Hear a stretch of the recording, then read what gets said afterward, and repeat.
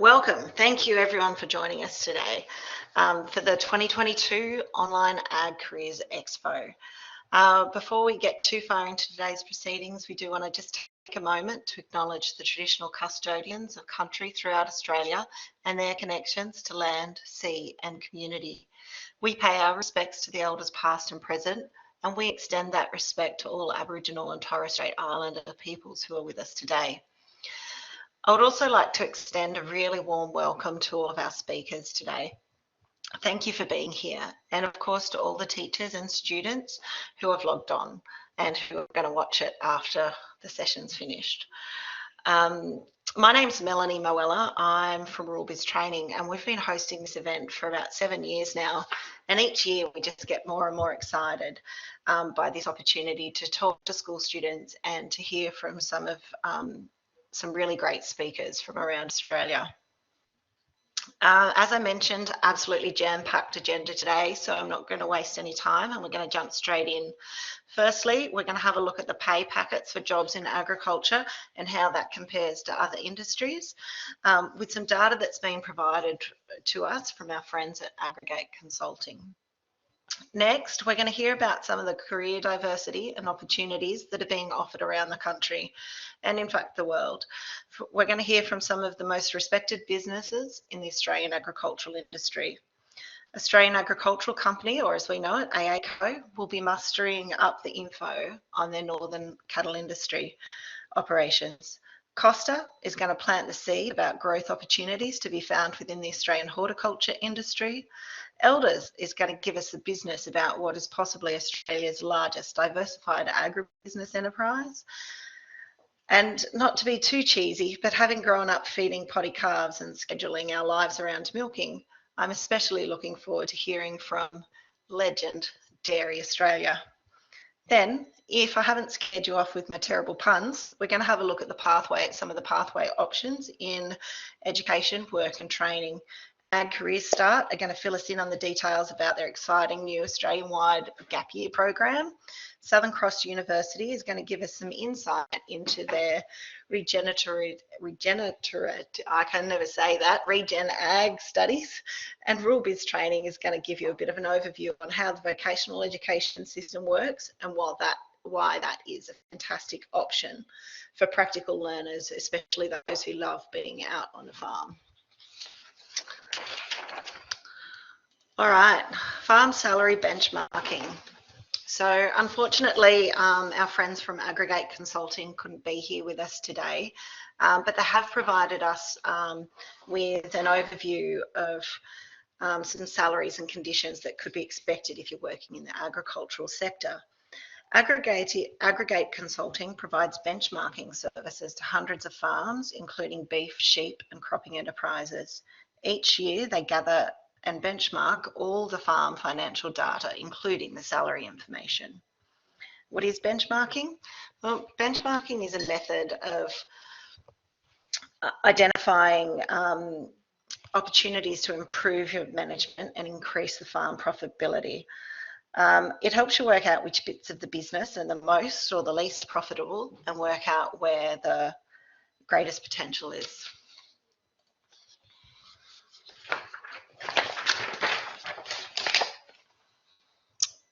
So I'll do my best with the information that's been shared, but just if you have any questions about this info, I'll forward you on to Aggregate Consulting after today's event. So today, from all of our speakers, we're going to hear about a diverse range of industries and the types of roles in the agricultural sector. We're going to hear about the wages that you can expect and the total package benefits, and that might help you identify the roles that you might want to target if you are pursuing a career in agriculture. So how do you think the pay for ag jobs compares? Do you think it's worse than other industries, about the same, or maybe it's better than other industries?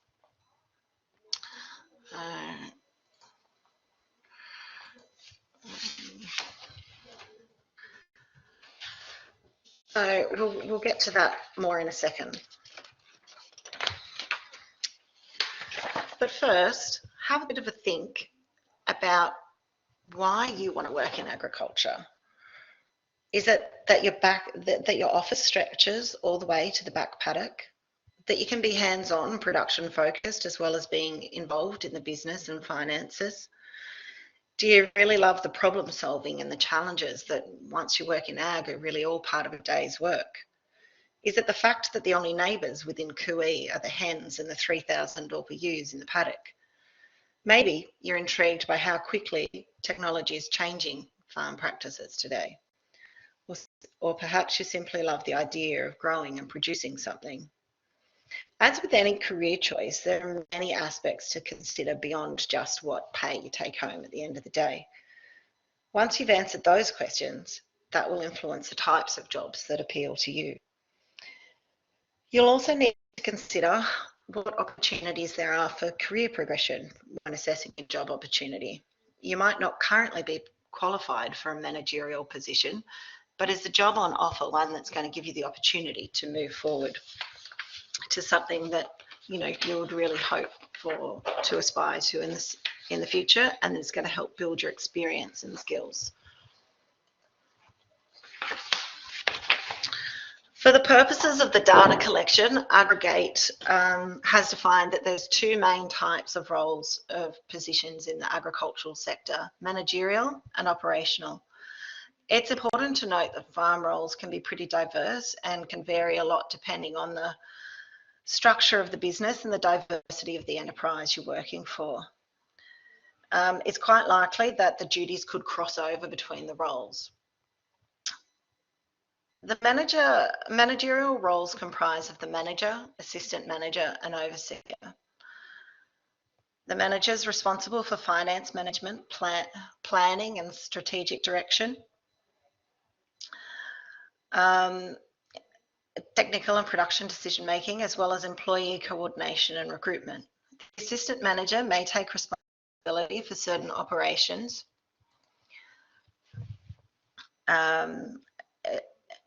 and assist with the manager. The overseer supervises and coordinates the activities of employers. On the operational side of things, there are senior station hands, jackaroos and dillaroos, as well as other supportive positions such as farm secretaries, cooks, gardeners, nannies, maintenance staff, and others. It all depends on the type of business that you're engaged with. Senior station hands assist with training staff in addition to their normal duties, and station hands is a more technical role that's working hands-on with the livestock or machinery. Jackaroos and dillaroos tend to be less experienced, sometimes entry-level positions, who are learning the duties of station hand. All of the roles above could be progressive. You could start at the bottom and work your way up or sideways through the business.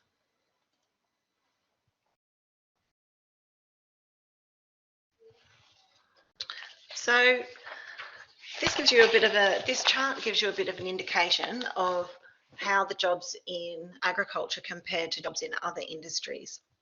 The jobs in ag are highlighted in green and other industries in blue. So there's two main points that you can kind of take away from this graph, is that positions in agriculture are pretty competitive compared to roles in other industries. And similar to other industries, as the responsibility increases, so do the average weekly earnings.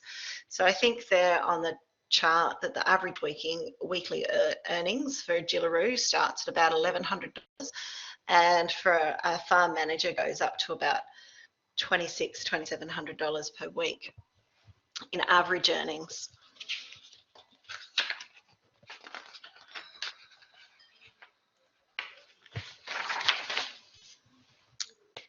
One thing to remember is that positions shouldn't be valued just on the base salaries. The blue bar represents the base monetary salary that you might get paid, while the green bar represents the total package value, which could include your superannuation, overtime, the vehicle benefits and the use of a vehicle or fuel allowance, housing benefits, on-farm accommodation or rent allowance, phone, electricity, and other utilities might be included in your package.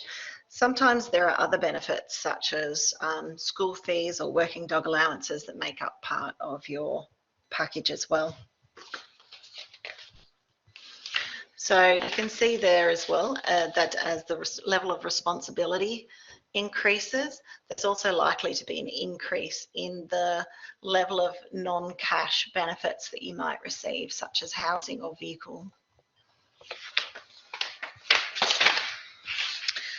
So based on this salary information that we've been provided with today, there's a few things to remember. One is that farming positions have salaries that are competitive with other industries, especially once you get into managerial positions. Two, that the total package value is important. Non-monetary benefits increase with responsibility. And that when you're considering a position, you need to be mindful of the workplace and what it can offer you beyond the salary. What is the lifestyle, the job satisfaction, and the progression opportunities that are involved? So that's just a very quick wrap up of some of the salary information that has been provided to us, and thank you to Aggregate consulting team for sharing this with us again. Bit of a shame they couldn't be with us. If anyone has any particular questions around the farm salary benchmarking, feel free to drop it in the chat. If I can't answer your questions, I'll very happily forward those to Aggregate.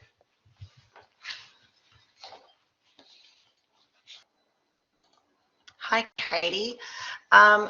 We've got some insights. We've got Katie Burge with us today from Australian Aggregate. Yeah, I've got you. Can you hear me? Sorry, Katie. I'll let you take over now. Thanks for joining us today. How are you going? Not a problem. Very well, thanks, Mel. I hope you've been keeping well and out of some of the recent cold and COVID scenarios that we've experienced of more late. But I'm excited to be here for the second year for me. So, and a bit of new content to share with those listening in as well. Excellent. So I guess as a bit of an intro, so Katie Burge, I've been with AgCareers for nearly 2 years now. So I started with the team back in September 2020. I work across our entire operations, so supporting both our pastoral and intensive sides of the business. And I currently have 23 stations right across the Northern Territory and Queensland. And my role on any given day is to support our people leaders out on property, ensuring that the safety and wellbeing of our people is paramount. So a bit of an overview, I guess for me today, I really want to talk to what our purpose is, which is we're evolving together to benefit future generations. We're excited about our sustainable future and the potential to drive positive change through our business, the industry, communities, to deliver a better world for future generations. And that's really the audience that we're talking to today. Sustainability fundamentally underpins the success of our business and the Australian agricultural sector. So our sustainability framework will be the blueprint for our future, guiding our decisions and committing us to actions. We're aiming high. We've been incredibly bold with our ambitions that shape agriculture to meet the needs of a changing world and to protect, respect the foundation of nature and help our communities thrive. So we have dedicated the best part of 200 years to perfecting our art.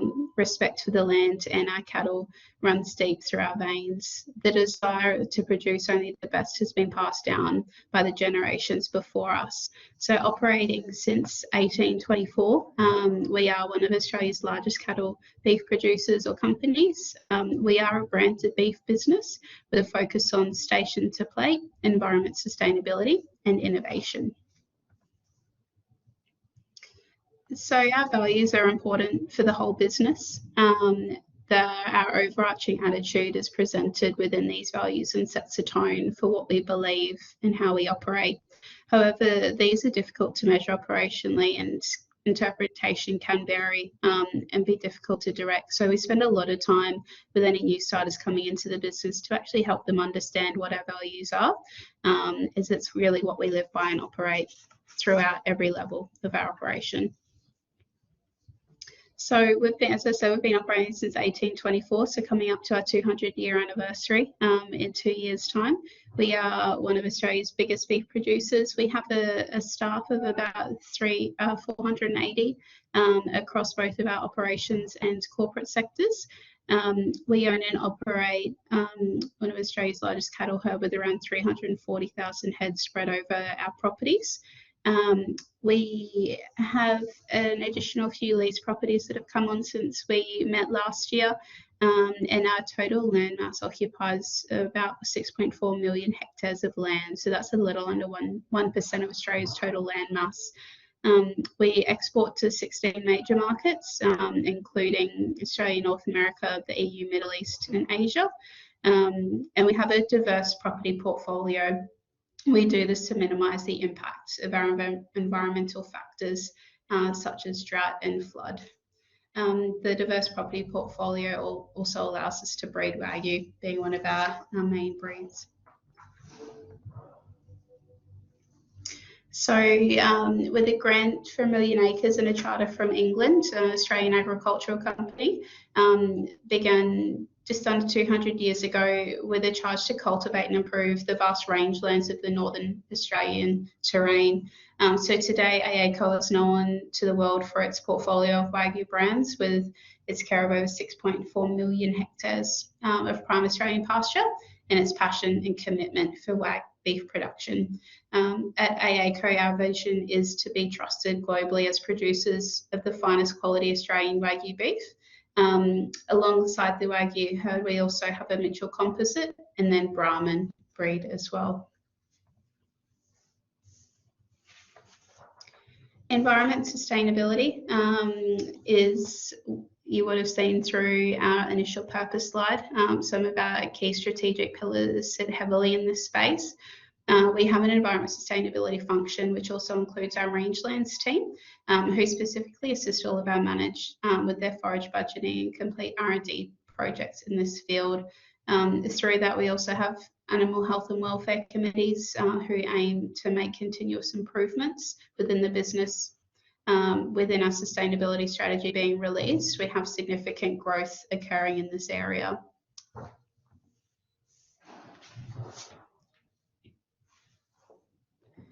Our people are key to our success. No career journey at AACo is the same. Many join us as station hands and either continue their career or on station and or move into other specific roles such as management within the corporate space, either in Brisbane or remotely.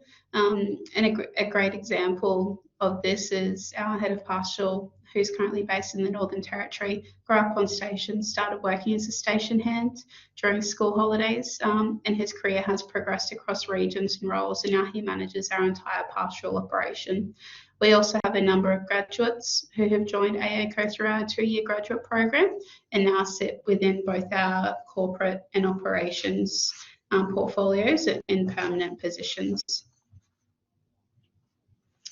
So in terms of role specifics at AACo, we break roles into 2 groups, so operations and then corporate commercial. For operations, which is inclusive of intensive and pastoral, we have a number of station and management roles. Rangelands also sits within this space, and we also attract a lot of people with environmental backgrounds because we want to keep our properties sustainable.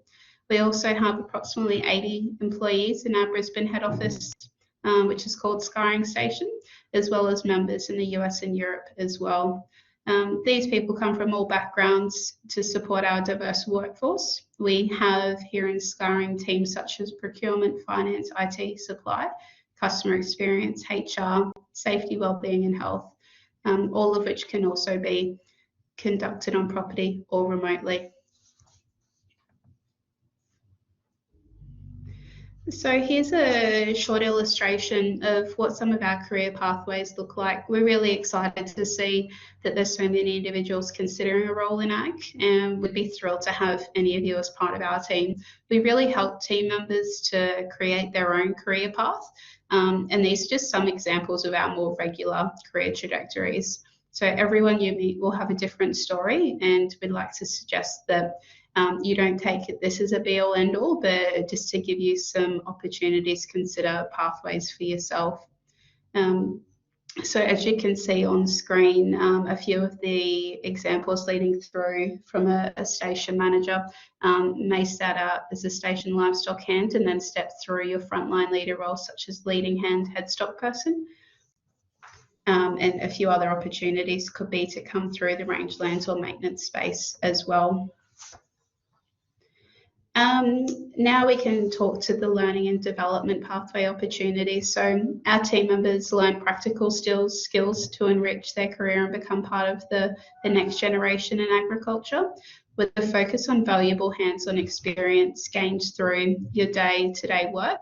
You can also couple this with a Cert 2 or Cert 3 in ag traineeship, which will arm you with the skills valuable for a career within AACO or the wider industry.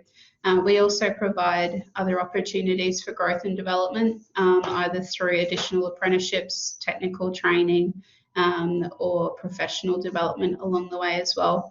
We really challenge our people to apply their skills and education and insight to help improve company performance. While our long history of commitment to development provides a passport to a range of employment, career, and personal development opportunities. We like to think of ourselves as leaders in the industry and really hold ourselves to high standards. We want to look after our people, and we do pay accommodation. We pay above award rates and supply accommodation. We also, as I said on previous slide, like to provide as many L&D opportunities to develop our people, either through actual tangible hands-on training, personal development opportunities, or through career conversations. We also offer transfers throughout the business as well. We want our people to have fun at work, and we also have an annual employee challenge, which is a great hit across both our partial and intensive teams. So in terms of our team and what's available, we do offer seasonal recruitment, and applications generally open around September, both for our seasonal roles, but also for our 2-year graduate program. A few important notes about our graduate program for any listening that may be more interested in that space. We generally have an intake of 3 employees for the following year. The criteria will be listed through our website, but if you have any specific questions regarding the graduate program, then we're more than happy if you want to email us at recruitment@aaco.com.au and we'll respond to you directly. And we're always on the lookout for great talent. So if there's a specific role that you might be interested in, jump onto our website, have a look. We do have an ongoing expressions of interest, which is always available, or send us an email and we're more than happy to talk directly as well. But thank you for listening in today. Thanks so much, Katie.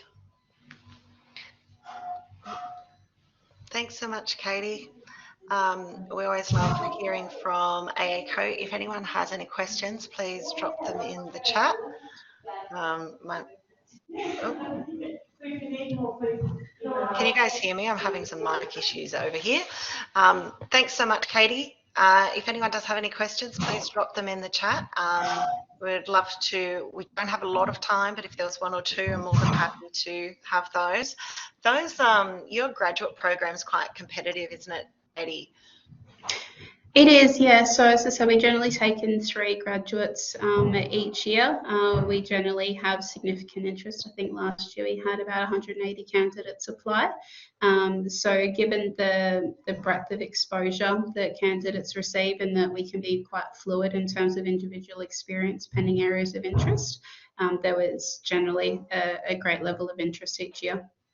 Yeah, it's we've had some former students go through the graduate program, and we've heard only good things about working with AACO, with the staff that we've trained there at various levels. So I'm going to keep moving just because we are very tight on time today. If there are any questions, please feel free to drop them in the chat and I can forward them through to Katie after the event. But thank you so much for joining us, Katie. We love hearing from AACO every year. No worries. Thanks for having me. Thank you. Next up, we have Costa here to represent the Australian horticultural industry, starting with fruits. It is a pretty humble fruit shop back in the day, I believe. Today with us, we've got Lisanne Casement, who is the Group Manager of Development, Engagement and Inclusion. And joining Lisanne is Declan Porter from the Costa Graduate Group Program. How are you? Thanks for welcoming us. And yeah, good. Thank you. It's good. I'll just get your presentation up for you. Just bear with me. There we go. Oh. That's wonderful. Thank you. And I know that we did talk about some polls as well via email. Is that still happening or not quite? Yes, it was, but I don't know what I've done with them. That's all right. That's okay. I suppose that the first question that I had really for the audience today is, had you heard about Costa before? So maybe instead of the poll, feel free to pop it in the chat box if we haven't got it on hand. But really interested to hear if you had heard about Costa prior to today already, and if so, what you know about it there too.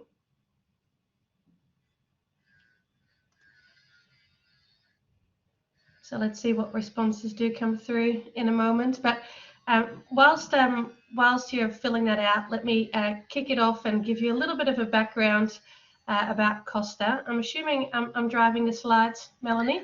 Yep, that seems to be working, so I'll leave you to it. Fabulous, thank you.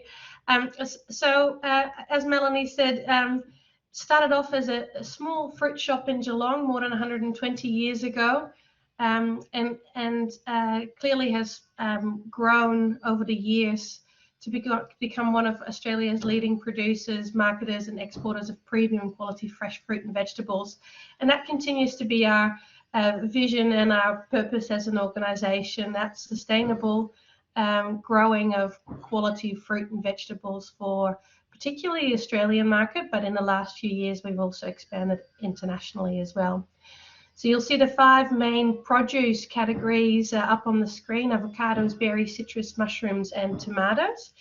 And we do have quite an extensive workforce, so more than 8,000 full-time equivalent employees and more than 50 farms in Australia, and now also Morocco and China, where we have expanded particularly our berry businesses towards. So a little bit more about the scope on this particular page. So again, the produce category is at the bottom side of the slide, but more than approximately 7,000 hectares of farmland that we do grow all these beautiful produce on. 40 hectares of tomato glasshouse facilities, the 3 main mushroom growing facilities, again, strategic foreign interest. So we're really keen to expand internationally into Morocco, China, and possibly beyond. And then licensing of proprietary blueberry varieties across the Americas, China, and Africa. So that's really, I suppose, our aim and some of the direction that the organisation is heading towards. Now we're represented in all of the Australian states, not the territories, but all of the 6 Australian states. So I was really interested to see where this group on the line is calling in from today. So I think there was another poll possibly around this slide, and seeing if wherever you're calling from is anywhere near one of our sites today as well. Is there a poll popping up for us here too? It's coming. Great, thank you.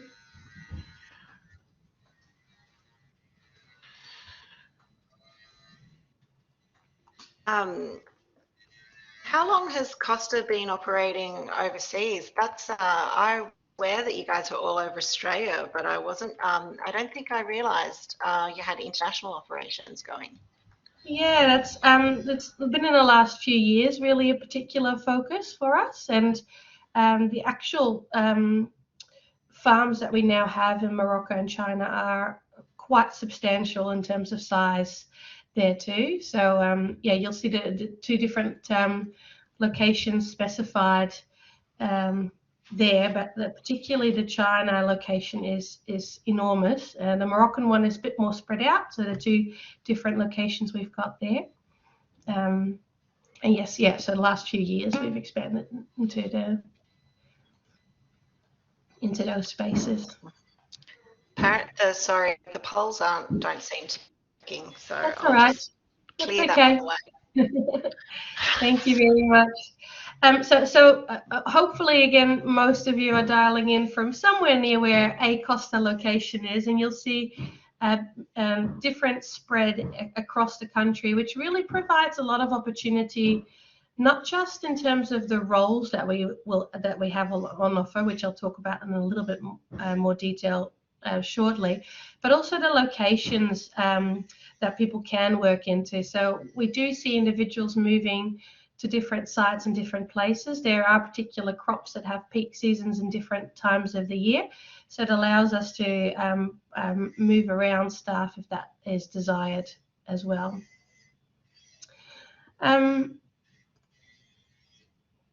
So this next page really gives us a bit of a sense as to what the careers look like within Costa, and some of the things I touched on earlier before. So more than 8,000 full-time employees, but we also have up to 6,000 seasonal workers every year. So depending again on the peak season for the particular produce, we have a lot of individuals, particularly from the Pacific, coming to Costa to assist with some of the more seasonal peak periods.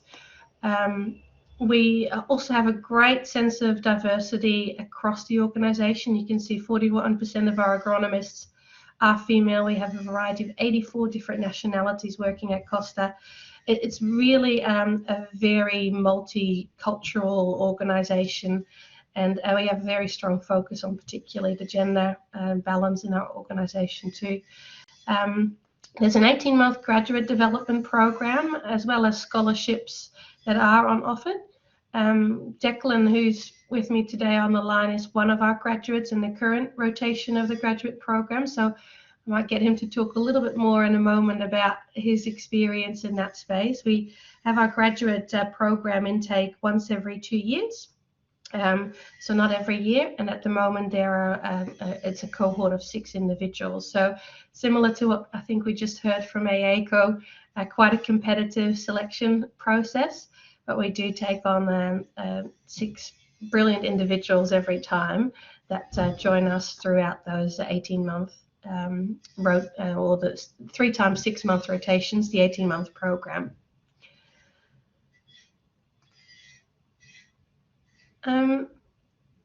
Then this particular overview is, other than the graduate positions that I briefly touched on here before, there are a lot of other entry-level positions that students or individuals early in their careers can consider. So clearly beyond the agronomist space, there's also the IT administration, finance, the more operations side, so actually the picking, the packing, forklift operating, trials assistance, HR space, sales and marketing, really quite a broad variety of different types of roles that are really easily accessible in terms of an entry-level type of position in the organization.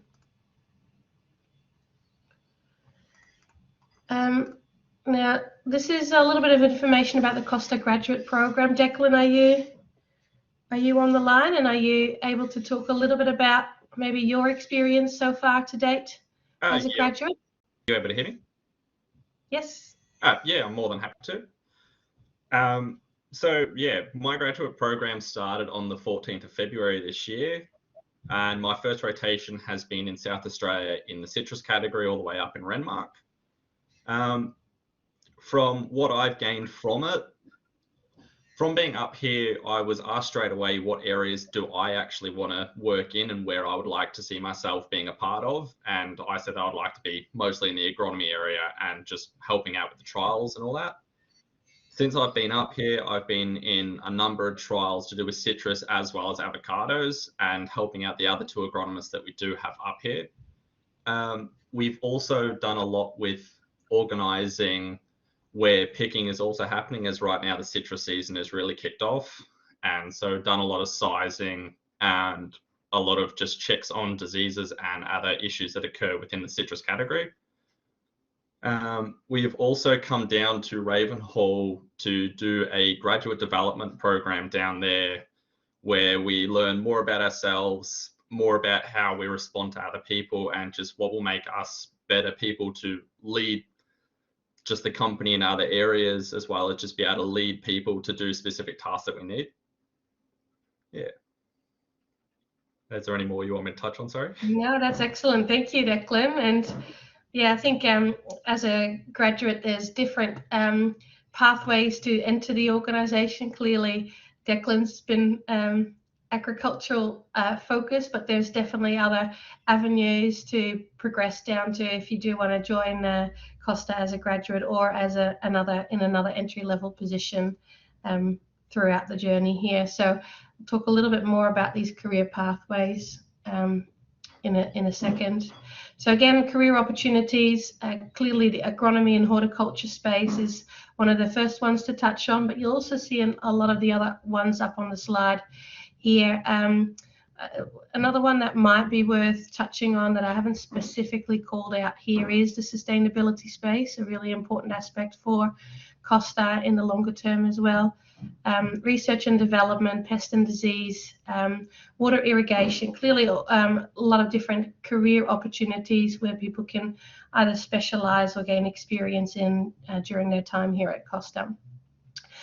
So if you are interested in a career in horticulture or agronomy, the following courses could be a good starting point. So production horticulture, diplomas or certificates in that space, bachelor degrees in horticultural, agricultural science, or masters even in horticulture too. And on the other side, if you want to progress through the management lines into the organisation, there's other suggestions given there around educational experiences that might help you in that journey too. So yeah, I think that probably gives the overall overview of Costa and the different opportunities that we have on offer. I think there was a final poll, but I think we are scrapping those ones due to the functionality. If not, feel free to try and bring it back up, but I'm very happy to take any questions from anybody on the line. Thank you so much. Just a quick question. Is the best place for, if people are interested in entry-level roles and the graduate program, is the best place to go for information to the Costa website? Yes, that's right. Yeah, the Costa Careers website will give both the open vacancies at the moment, but also an email address that people can contact for inquiries about future career opportunities too. Fantastic. Thank you so much. I really didn't realise how big Costa had got. I knew it was huge in Australia. I wasn't quite across how much you've grown overseas. It's really exciting for an Australian company. I'm going to keep pushing forward because we are really short of time. I can't see any questions there in the chat just at the moment. So if anyone does have a question, please forward it through to us and we'll flick it through after the event. And also don't forget to drop your school name into the chat box so that you can go in the lucky draw prize that we're going to draw at the end of the event today. Thank you so much, Declan. Thank you so much, Lizanne. We really appreciate your time today and the information that you've been able to provide. Yeah, no worries. Not a problem at all. And good luck with your career choices, everybody, and advising your students on it as well. Thank you. Next up, we have Melanie Rouse, who is the HR business partner from Elders. Hi, Melanie. How are you going? Hi, I'm good, thanks. How are you? Yeah, really well, thanks. Having a few, joys of technology moments, but we'll see how we go. There's always something. Yeah. Okay, can you see your slide there? I'm going to leave you to it, Mel, and I'll just let you go for it. Drive. Okay, excellent. Thank you so much. So as Melanie mentioned, I'm the HR business partner, and my patch is quite a big one. I look after New South Wales, Queensland, and the top part of the territory, and supporting all of our branches that exist within that network with everything HR. And I've been in my role for about 2.5 years. This is my 3rd time presenting here. So happy to be back and happy to keep spreading the message on the great careers that we have in elders. Okay, let me just... We're very happy to have you. Keep driving forward. I was pressing the wrong button. So who are we? So we're proudly Australian and have been a part of the agricultural landscape since 1839. So one of the last Australian-owned agribusinesses left, and an iconic brand in the Australian ag landscape. We also have about 500 points of presence across Australia, and continuing to grow as well with a number of acquisitions that we are powering on with, which is exciting. So I guess the beauty of joining such a large organisation like Elders is there's always someone to go to, someone to turn to, and someone with the knowledge that you're seeking as well. The power of the pink shirt lives true, and we've got so many people out there with so many wonderful skills, so it's a great place to start your career. A little bit of background on our history. So as I said, 1839 is when we started, and we are based, our head office is based in South Australia, and that's where we begun, but we kind of expanded and obviously now have a national presence. We've done some pretty wonderful things as Elders. We became Elders IXL at one point, doing the IXL, as you know, is jam. So we're involved in that. We were involved in forestry. I think we did a little bit with beer. We were in automotive. But back in 2013, we returned to our traditional agricultural roots and have been doing that ever since. So we kind of know that we're not anything else. We're not into beer. We're just a straight pure play agribusiness organisation. So our vision is to be Australia's leading agribusiness, creating value for all stakeholders in our Australian and our international markets. And I guess our vision is also to be that employer of choice for people who are experienced or inexperienced, that we can offer a great career platform for you. As mentioned, that's a bit of an illustration of our 500 points of presence. So that's a mix of Elders branches, of our franchise real estate network, of real estate branches, and some other ones dotted in there. We've got a large concentration, obviously, along the East Coast. So yeah, pretty much anywhere you turn, any town you go through, you'll probably see the Elders branding somewhere in rural and regional Australia. So a snapshot of our business and what we do. We have our agency services, so that's your livestock agents, wool and grain. We have a real estate offering in our rural and residential. That's basically a lot. We do property management, franchise and water trading as well. In the digital and technical space, we have the Thomas Elder Consultancy and Thomas Elder Institute. We have a 50% stake in Auctions Plus and the Elders Weather app as well. So there's about 7 million people that run around with the Elders Weather app on their phone. So, you know, that's obviously a branding play for us, that people think of anything to do with ag, they look on their weather app and go, oh, I might call Elders for that one. We obviously offer our retail products, farm supplies and fertiliser, financial services in our agri-finance insurances, and food and processing. We own a feedlot in New South Wales, Kalara feedlot, and I think it's about a 60,000 head per annum feedlot that we have there. Elders as a brand, it's nationwide. It's one of the most recognisable brands in the agricultural sector. The minute you pull on that pink shirt, it doesn't matter where you're based or what you do, we're one Elders. We're one company, we're there to support each other, we're there to support our clients, and we're there to produce the best possible outcomes. The thing that has kept me coming back and working with Elders for the last 14 years is really about the people. We have a great team here in Dubbo, and I really enjoy coming to work with them every day. We've got a really good culture within our branch. We very much focus on teamwork, trying to keep things positive. We're all part of the team, we're all here to support each other.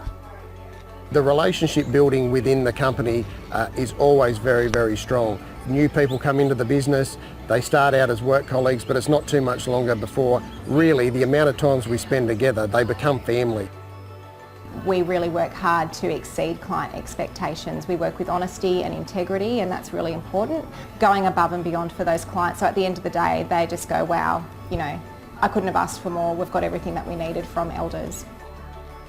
We can go 1, 2 and 3 steps further for our clients, and we can offer the farm supplies, we can offer the insurance, we can offer the finance. So it's all about teamwork. There's something good going on with the pink shirt when there's so many people within the network that are around for such a long time. It's a very recognisable and established brand, and so something that we're proud to be a part of.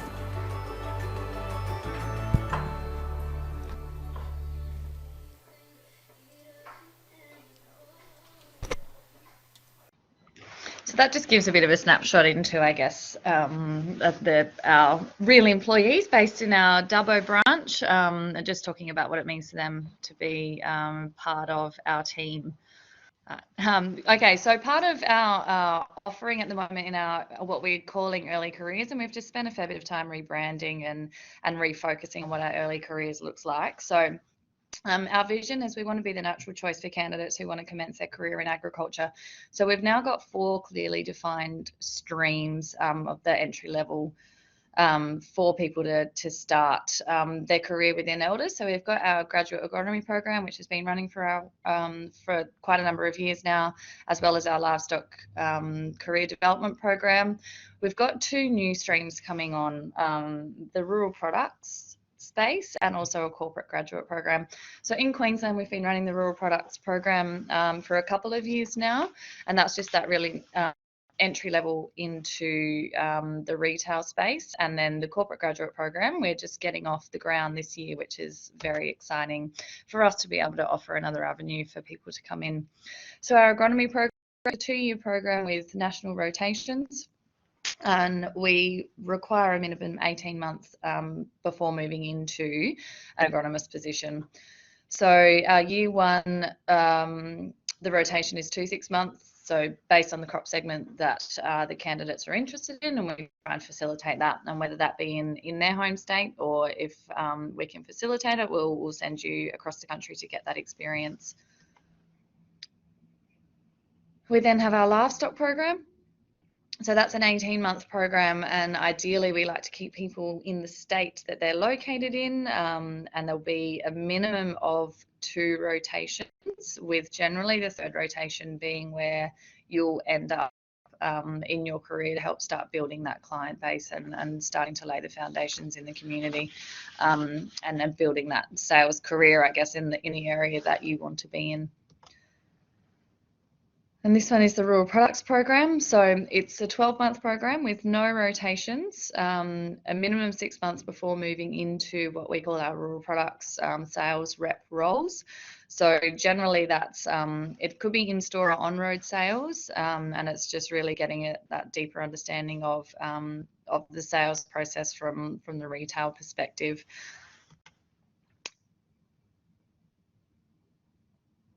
So the career pathways that come out of, I guess, any of the programs that we go into are livestock managers, rural products, sales managers, branch managers, moving into agronomists, tech services roles, and then up the chain is the area managers, is the product specific roles that we have, state finance and ops. It's really endless, I suppose, and particularly coming into the rural product space, there's a real opportunity to get that whole of business understanding and not just see it as a career in retail, but seeing it as a chance to get that business knowledge to propel your career in any direction. We're happy to facilitate whatever people are interested in, obviously within our Elders network, that we can really foster the growth that people want to see, and we've got, as mentioned, so many people that exist within our network that can help build your career. So we like to align people with mentors and buddies, and also there's a cohort nationally of people that are generally going to be entering the business as grads, as livestock, as rural products. So we get you together as a group as well, so you can learn and bounce off one another, and I guess help push your careers together as a group.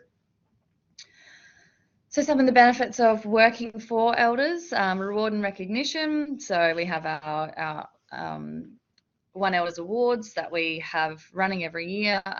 We recognise our long service employees. We have the career benefits around on-the-job training, webinar courses, mentoring, professional development and study leave, health and wellbeing, our Elders Staff Foundation, corporate health partners, and our employee assistance program. We have a Give It program which partners with 4 organisations, charitable organisations like the Royal Flying Doctors to give back to the community.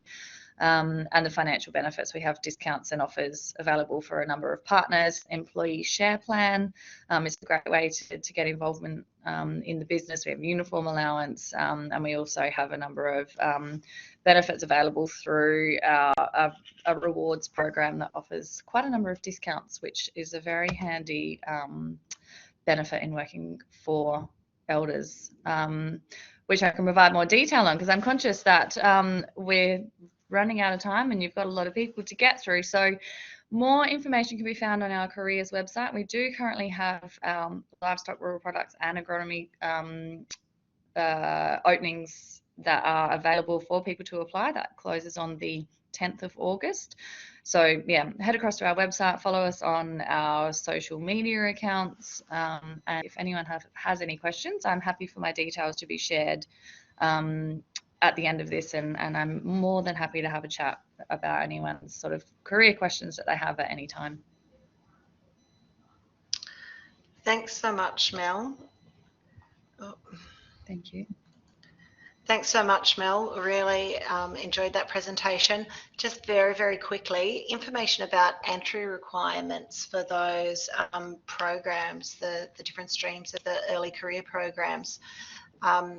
Is that something you can rattle off really quickly, or should everyone just go and jump on the Elders Careers website and have a look at those? It is on the careers website. I guess it's more so for the livestock and the retail programs. So I guess it's about having some lived experience in those areas to demonstrate your alignment. It's really tricky in the retail space more so than the livestock. You know, if you've worked on stations, etc., then that gives you that leg up. And the retail space is a little bit different because we haven't properly been through the program before. But if you have an interest in business, in retail, and in sales underpins everything that we do. So there's got to be that desire to succeed through selling and that relationship building piece, I guess, is the platform for any of those career opportunities that we have. Fantastic. Thanks so much, Melanie. I really appreciate your time today and for you sharing all these new programs with us. Elders are such a great employer and such a familiar name around Australia. We are short on time, and this year, for the first time, we get to welcome a representative specifically from the Australian dairy industry. We have with us today Sarah Cornell, who is a regional project lead for workforce attraction with Dairy Australia. Sarah, thanks for joining us today.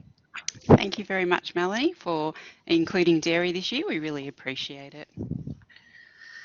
You're welcome. I'm a big fan of the dairy industry. Just your presentation should pop up here in just a moment. My name's Sarah Cornell and I work for Dairy Australia in the Victorian regional area of Gippsland. I've been in the dairy industry, in and out of different roles in the dairy industry for over 20 years, and I've been in my current role for 4.5 years. My current role involves all the people aspects of the dairy industry, helping people on and off farm with careers in the dairy industry, helping people with queries about their pay and entitlements, looking after health and safety, and all other things that relate to people. So I'm going to talk about working in the Australian dairy industry and the range of careers that are available. So we'll just have a quick overview of the reasons why it's great to consider a career in dairy, and then we'll look at these in a little bit more detail throughout the presentation. So firstly, it's a really rewarding job working in the dairy industry, in an industry that helps feed a nation. You get to work with animals, which is a big draw card for many people. As we'll find out through the presentation, there's so many interesting things to be learning about. There's plenty of career pathways. It's not just a job in dairy. There's lots of career pathways to follow, and there's lots of different pathways to suit all different people's personalities and characteristics and different pathways they'd like to follow. So a little bit about the Australian dairy industry. There's over 4,500 dairy farms across Australia, and the average milk consumption per person per year is over 94 litres of milk. The Australian dairy industry is worth $4.7 billion to our economy. And one of our organisation's values is farmer first, which means we do everything we can to support all of the people who work on the more than 4,500 farms across Australia. We're also really proud of the food that we produce. Milk, cheese and yogurt are naturally full of important nutrients such as calcium and protein, which help build strong muscles, bones and teeth. The Australian dietary guidelines say that consumption of milk, cheese and yogurt can be good for heart health, blood pressure, reducing type 2 diabetes and maintaining a healthy weight.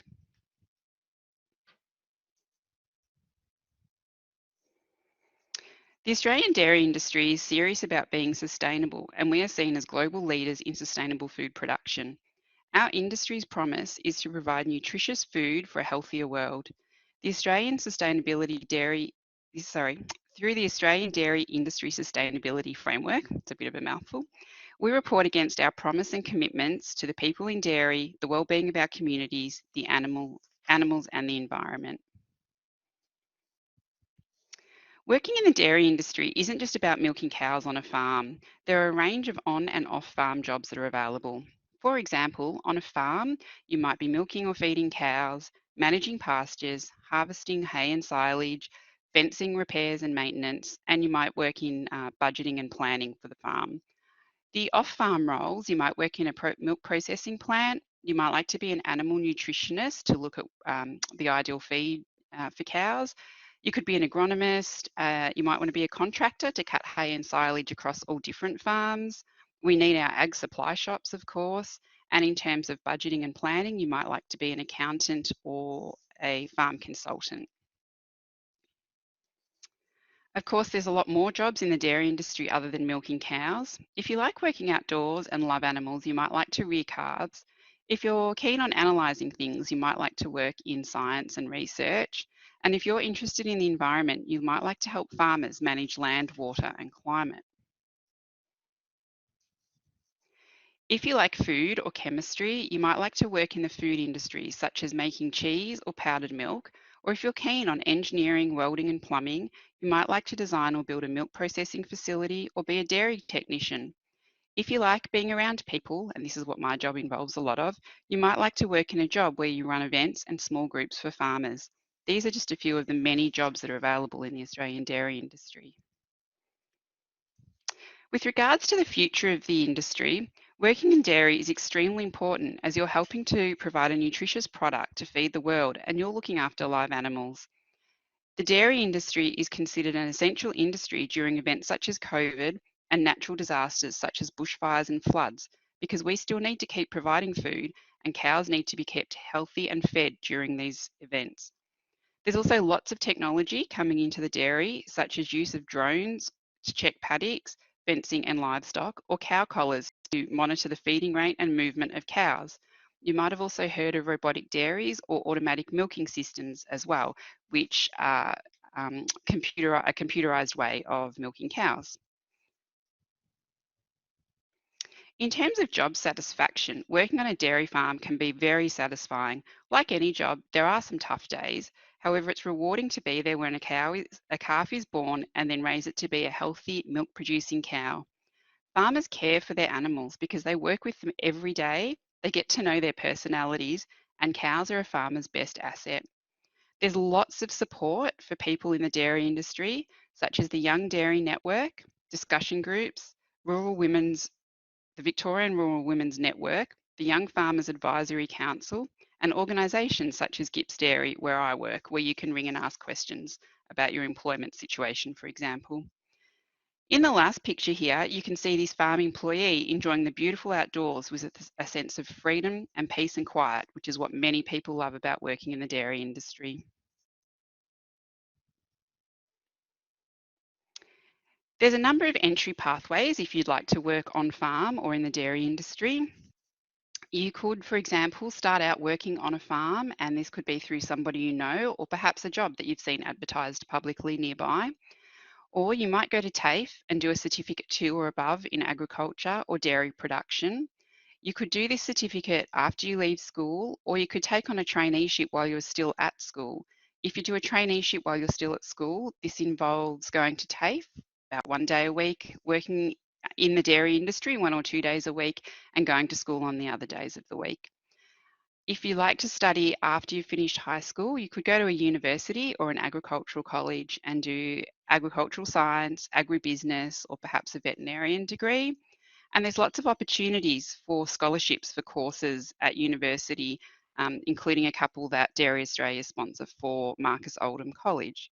There's also other organisations that sponsor a lot of scholarships, such as the Gardner Foundation, regional banks, and organisations such as the Victorian Rural Women's Network. If you're not so keen on following an academic path and going to uni, you might like to do a trade apprenticeship, for example, to become a diesel mechanic. A lot of contractors that harvest hay and silage across other farms are also diesel mechanics, so they can work on their own machinery or work on other farm machinery during the non-harvesting seasons. The other option is a gap year, and we're going to hear a little bit more about the AgCareers Start gap year program in a minute. In terms of pay in the dairy industry, it's like any job. It depends on your age, your experience, your qualification, and the tasks you're doing on farm. So the base wage here for a 15-year-old, that is based on the pastoral award, and it's about $10 an hour. If you're an experienced employee, your wage goes up to about $25 an hour or more, completely depending on the, as I said, your qualifications, your role, and the business you're working for. When you're a farm manager, there's often a house on the farm offered with the position, and then you can see these other rates here, which I just found on seek.com. So they're the current rates for those positions, going rates. However, working on a dairy farm isn't just about money. There's lots of extras available in the dairy industry. So we run a lot of tours for dairy farmers to other regions, interstate and even overseas, to learn how other farmers run their farms and for ideas to bring back to your own farms. There's opportunities to buy calves from a farmer when they're born, and you can raise calves into milk producing cows or sell them earlier when they're younger. If you want to be a share farmer, it's very helpful to have your own herd of cows. So buying calves from your employer and rearing them to build your own herd really helps create your own assets. There's also a lot of training in the dairy industry, even if you're not keen on TAFE or uni. And if you don't like sitting in a classroom, a lot of the training is provided on farm. This training might be technical training relating to farm skills and animals or pasture, or it could be leadership and communication training to help you work more effectively with other people. Melanie, did we have the poll there, or are we going to jump over that? Yeah, sorry, I did just launch it, and there seems to be a bit of a glitch in the system with the poll, so I'm really sorry about that. It's just failed us today. Okay. Yeah, no worries, I'll keep going. So we really want you to work in the dairy industry for a whole host of reasons. Firstly, we really value having people in our industry, particularly young people coming in and filling the positions. We value the contribution you can make towards feeding the world, caring for animals, and helping the farming industry care for the environment and become more sustainable.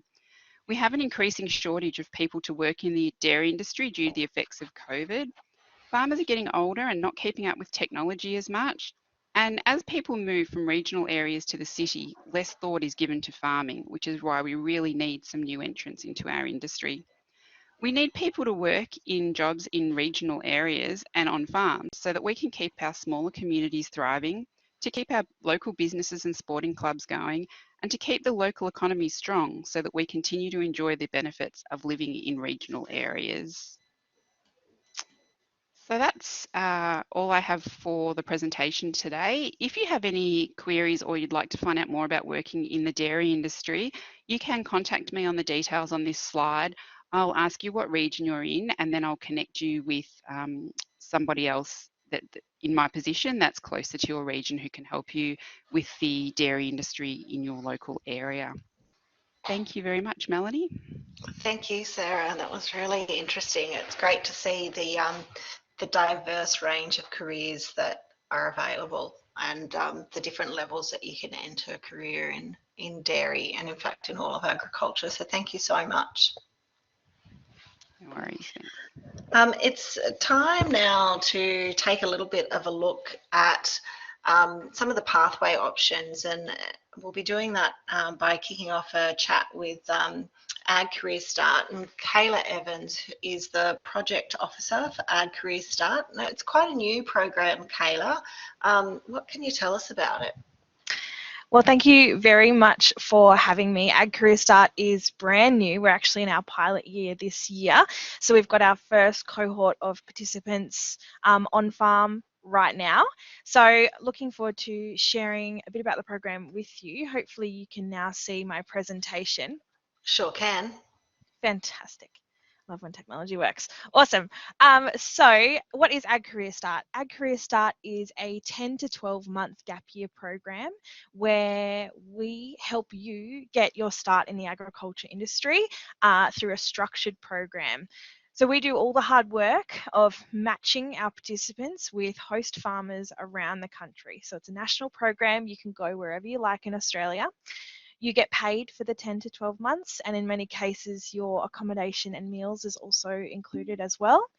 And a huge part of the program is also that you receive a training budget with which you can undertake training of your choosing, and I'll talk a little bit about that later on. And then also you get some money to travel around and attend industry events and conferences. So we've just had some of our participants all travel to Sydney free of charge to attend an industry event. So we'll show you a bit about that as well. But for now, I wanted to show you a quick little snapshot at what some of our participants are up to this year in the program. We've got one of our participants, Lucy, who's in the Northern Territory. She's working on a cattle station. We've got someone else on a cattle station over in WA. We've got mixed cropping and sheep in WA, South Australia and New South Wales, cotton farming in New South Wales, dairy farms in Victoria and New South Wales as well.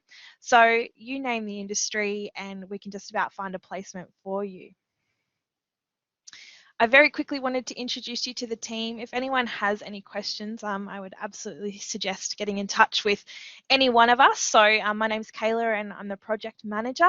We also have Steph, who is our community engagement officer. And so I'll talk about what that role means a little bit later. And Chloe, who is our training and career development officer as well. And we are always very available and happy to chat. So, training and welfare.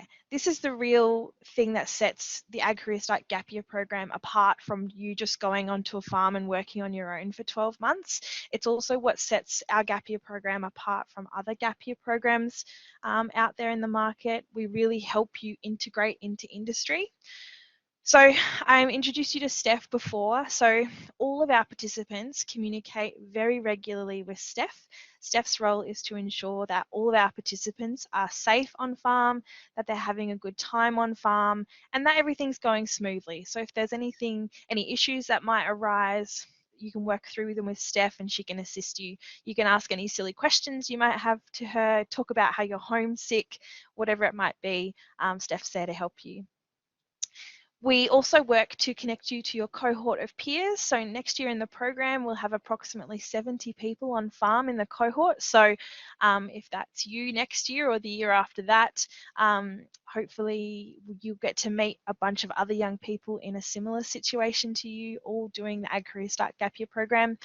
All of our participants are also invited to attend industry events, as I said, and then you also get access to grants to be able to attend those events. So all of that is covered for you. Chloe will work with all of our participants to develop a training plan. So you will talk to Chloe about what your level of experience in the industry is, and then she will help you design a training program for your year that helps you, number one, get to a point where you can work confidently on farm, but also maybe we start setting you up for life beyond the gap year program. So for example, this year we've got a number of our participants who are heading off to university next year, and so Chloe's helping them upskill themselves with courses and training that's really going to set them up really well for going to university. But then we've got other participants who are maybe keen to stay on farm long term, and so it's about providing them with maybe tickets such as a forklift ticket or a low stress stock handling course that really helps them cement their place on the farm that they're on. And then Chloe also works through some career development components to the program as well. So towards the end of the placement, our participants will all work with Chloe to investigate employment pathways beyond the end of the program. So that might look like we're getting your resume up to date, making sure that your LinkedIn profile looks fantastic, how to interview really well. We'll provide you with some training around that. And anything else that you feel you might need to help you get a job beyond the program. We also have the opportunity for some of our participants to stay on the host farm where they did their gap year. We've got a number of our participants from this year who will be staying in long-term employment on their host farms, which is just very exciting. But all that means is you stay on the farm, but you actually exit the program. So we no longer have touch points with you, but you continue to work on the farm just like any other regular employee. All of our participants also become a part of our alumni program, so you start to join a community of other young people who have done the AgCareer Start Gap Year program. So you'll always have people to lean on and connect with and talk to, hopefully, no matter where you end up in industry. So I just wanted to show you a little bit about what some of our current participants are saying about the program. The welfare and safety of our participants is of the utmost priority, and I hope you can see in some of this feedback that the support that our team at National Farmers Federation offers is a really important part of the program and really what sold a lot of these young people on doing the program, because it's really a safe step into the industry because you've got the support of our team there along the way.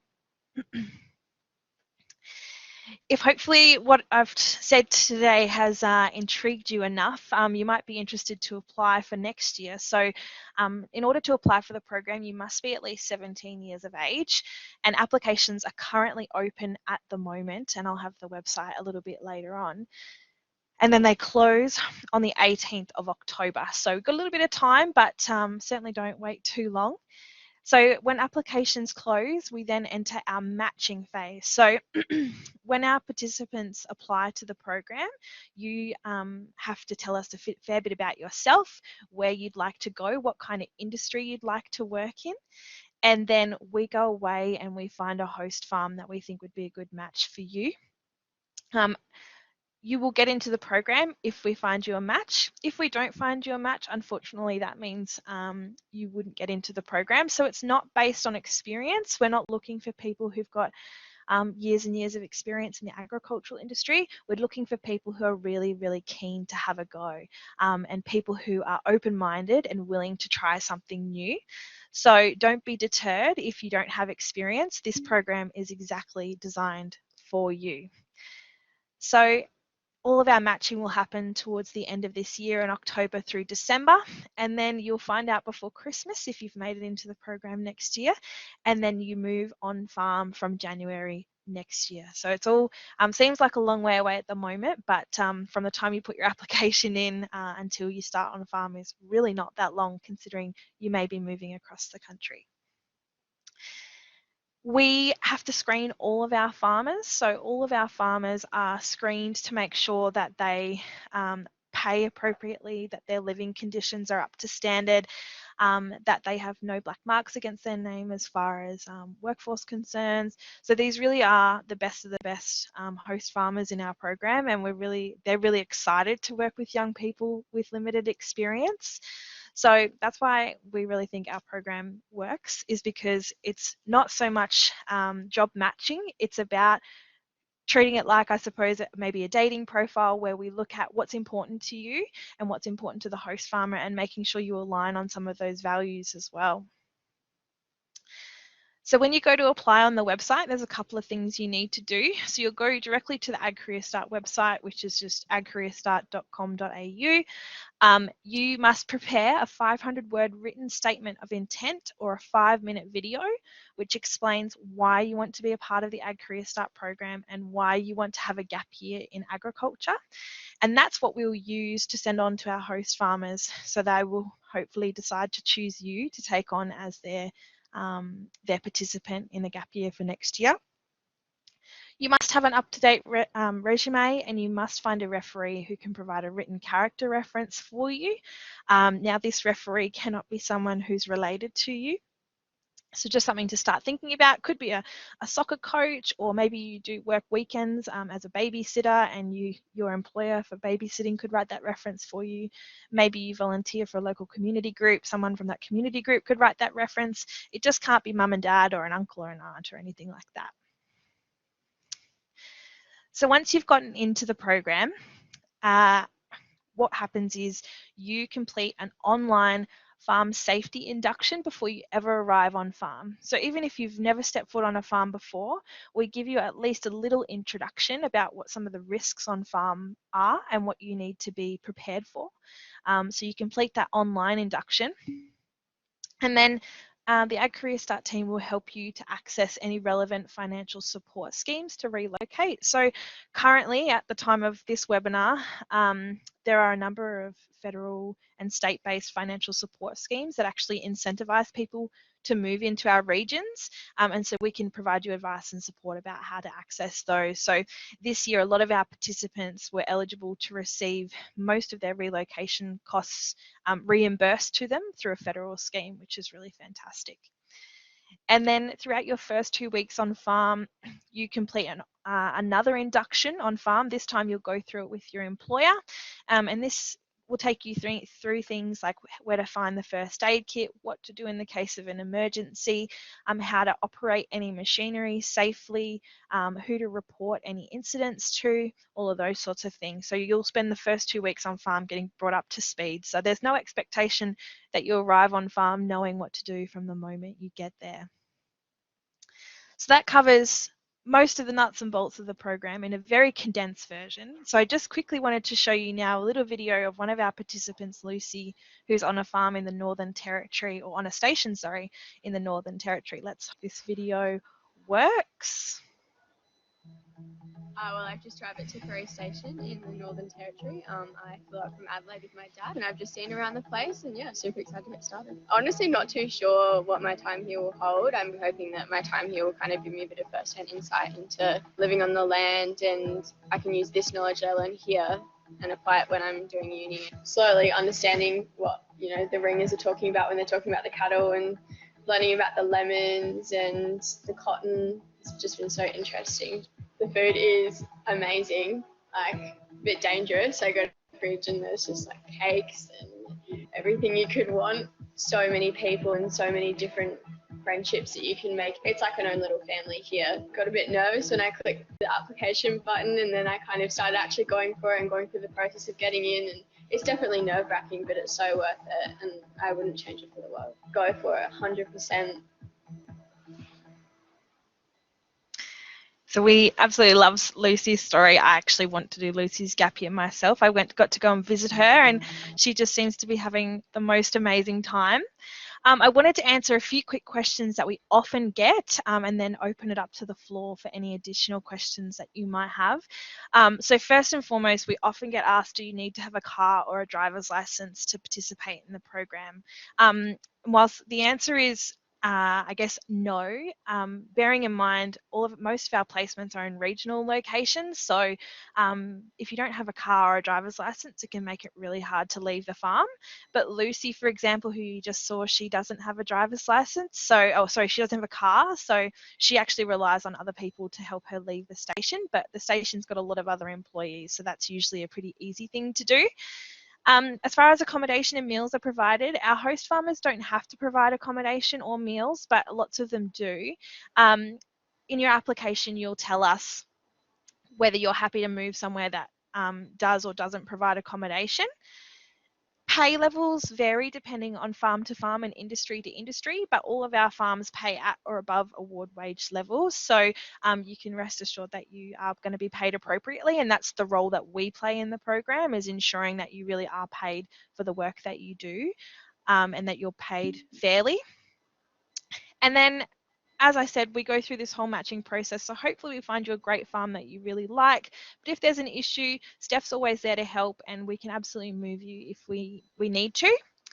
And there's a couple of other question answers in there as well that you can read. I might just quickly open up to the floor if there were any questions. There are a couple of questions there, Kayla. Angela has asked if Ag Start's available for mature age students or just for school leavers. Unfortunately, at the moment, it's just for young Australians under the age of 25. So, yeah, you can apply between the ages of 17 and 25 at the moment, but we get this question a lot, so hopefully there'll be a solution coming for you. And it's what are the citizenship or residence requirements? Yes, so all of our, to be eligible to participate in the program, you have to have working rights in Australia already. So as long as you've got those working rights, you can participate in the program. Our farmers do not sponsor, so we can't ask for that. But if you've already got working rights in this country, then yes, you can participate in the program.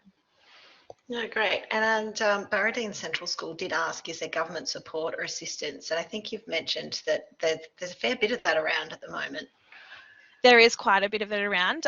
Yeah, so almost all bar two of our participants were eligible to have their relocation costs covered through government support schemes this year, which is just fantastic.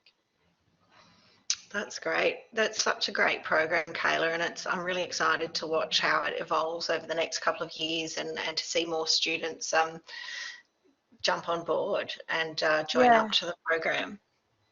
Yeah, thank you. I just wanted to point out that we have hosted a number of other webinars that go into the program in much greater detail. So if you wanted to hear more about the program, you can visit our website and click on the events tab, and you can actually go back and watch some of the webinars that we've hosted previously. Great. Thanks, Kayla. Thanks so much for that. Pleasure.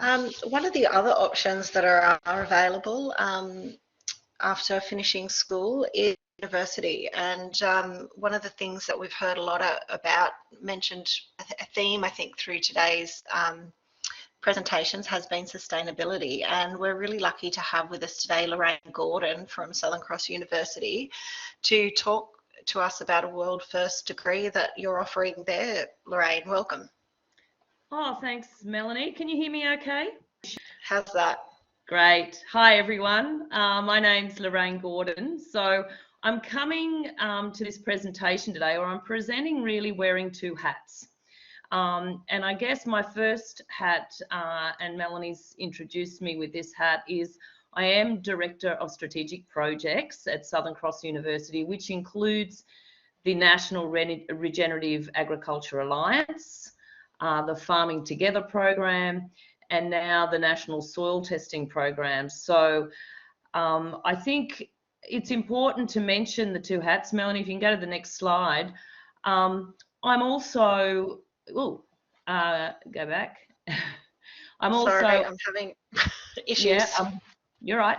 I'm also a cattle trader and a carbon farmer. My farm is actually located at Ebor in the northern Tablelands.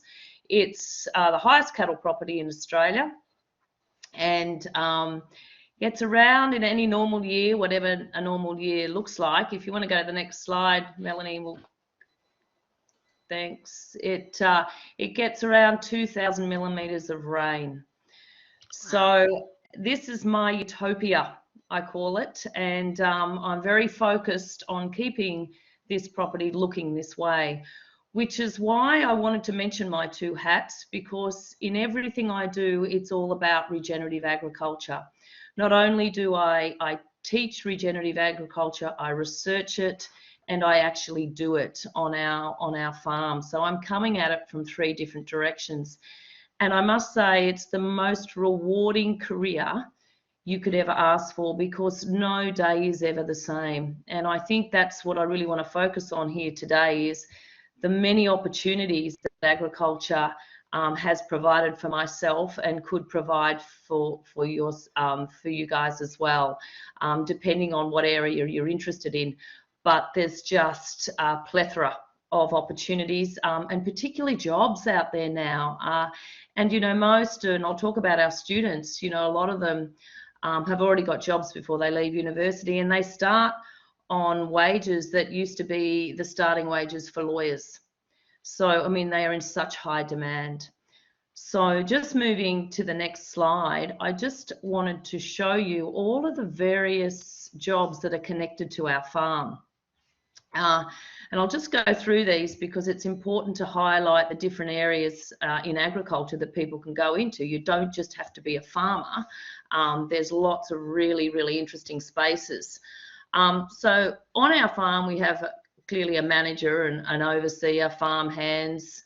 We have our biosecurity officers and who is also our WH&S officer, and a whole heap of different positions within the farm and on farm. But also, for instance, from a financial perspective, we have agribusiness bankers, we have our farm accountant, our tax management accountant. We also have our carbon trading consultants that we work with. We have the logistics, like the transport, storage side of things, and working along the value chain with our product. The science side of our farm is huge, you know, so we have biologists come on, or microbiologists that can actually come up with biological control solutions for our blackberry problems, and all sorts of interesting people, agronomists, our soil advisors. So I might have a soil advisor on my chemistry side of things with the soil, and a soil advisor on the biology. And of course, then there's our carbon engineer that actually takes the carbon samples with us. And the technology that's involved in this farm, we have to use satellite mapping, because we actually have a fantastic program where we have fenced off our riparian areas and our springs to protect our future water source in drought conditions. We have 168 springs on our farm. So we can't fence them all off, but we have a massive fencing program underway with local land services, because basically a lot of the big rivers of the coast start up at Point Lookout, where we're located. So we're responsible for the clean water that flows down to the coast, to the Macleay, to the Clarence, and to the Bellinger. So that's a pretty big responsibility. So we use a lot of satellite technology, not only for our soil carbon farming, but also for mapping where we should protect springs. So there's drones, and of course there's a lot of on-farm research that goes on as well. Contractors, we have seed and fertilizer contractors, spraying contractors, all sorts of machinery that we have to contract operators in on. And then there's the business side. So, you know, the marketing of our product. We belong to a beef marketing group that helps us to get the best prices and put big lines of cattle together to be able to attract those better prices. And then there's our cattle buyers, our rural supplies people, and retail sales people. The advisory side, of course, there's LLS and the natural resource management organisations, farm consultants, planning consultants, environmental consultants, all sorts of really interesting people are connected to our farm. And then, of course, our soil tests and our water tests go back to laboratories where we do all sorts of really interesting soil testing to know what sort of fertilizer applications we would put on our property. And mostly in our case, because we're a regenerative beef cattle property, we use minerals to correct the soil deficiencies, because we very much believe if you look after your soil looks after your plants look after your animals, and the animals look after us. And so in any agricultural operation, all the STEM subjects, for instance, that we have access to at school and at university are involved in farming. And that's your physics, your chemistry, your biology, your maths, your engineering, and your technology. And I just wanted to emphasize that it's the most complex area the most ever-changing and challenging area that you could possibly ever go into. And I think that's why I find it so exciting. Melanie, can we just flick to whatever I might have on the next slide? Oh, back. I just wanted to show, excuse me, you're right, just some different images, just so you can get a bit of an idea of all of the different things that go on in the field. And this is in my role with Southern Cross University. You know, this is me in the field. I'm not always at my desk. I'm not always, you know, Zooming or in meetings or catching up with emails. I get to do some pretty exciting stuff. And that you can see in this picture. You know, it's from cattle sales to demonstrating drones to carbon farming and carbon testing, all sorts of stuff. Next slide, Melanie, thanks. Keep going. That's the carbon. That's just a good carbon profile. But again, you know, there's a lot of, if you look at this, this is, you know, inside. I end up talking on radio or TV or doing all sorts of presentations or going to really interesting interactive conferences and talking to fascinating people, farmers who are the true researchers of all things ecology from all over Australia. So, you know, even the role that I play is so diverse and so exciting, and I just can't encourage people enough to take up the, you know, careers in agriculture, because they are forever changing and can take you to some really interesting spaces. And I only got 10 minutes, so I'll just keep moving. Now, at Southern Cross University, we now have the biggest agricultural course in the country and the only one of its kind in the world. And that's our Bachelor of Science majoring in regenerative agriculture. So yes, the biggest in the country and the only one of its kind in the world. We also now have, that will come out next year, a diploma in regenerative agriculture. And then we have postgraduate offerings, which is our graduate certificate and graduate diploma in Regen Ag.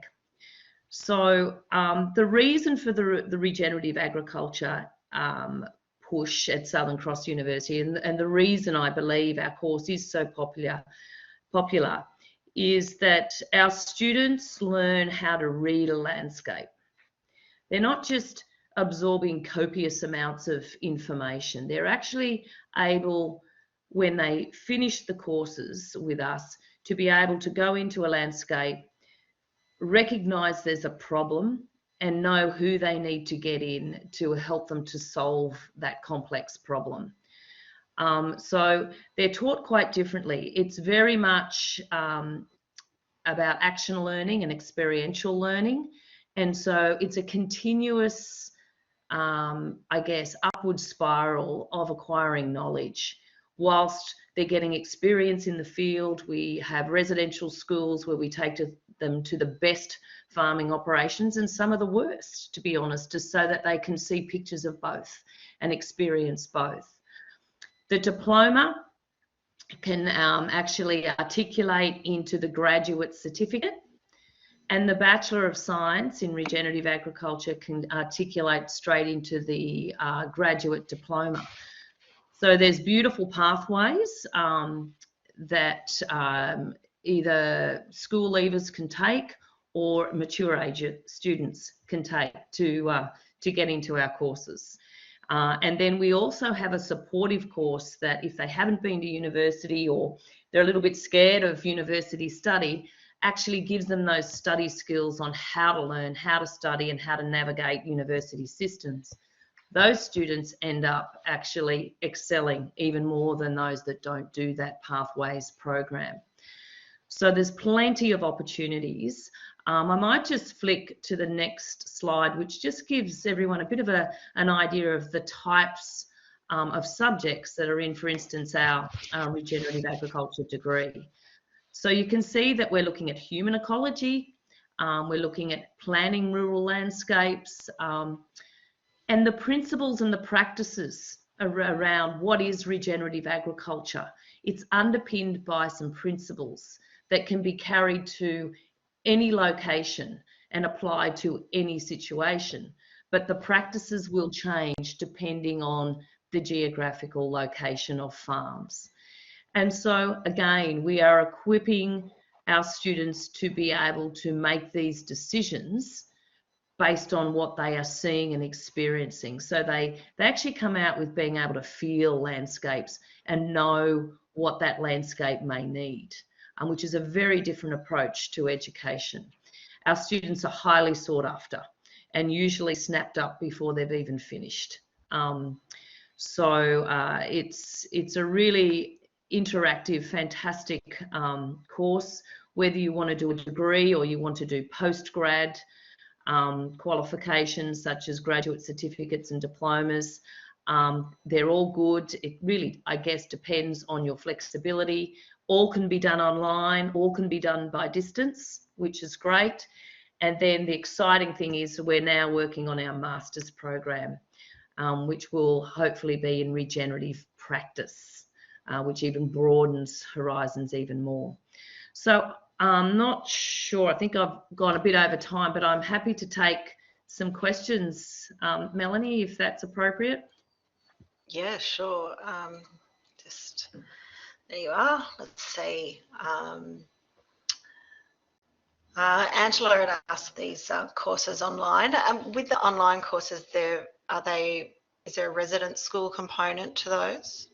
Yeah, we try, and they're not compulsory, but the students love them, and we don't, the students end up going all over the state and into Queensland for these residential schools, and we may even set one up that goes into WA, so they can, we hold them all over the place.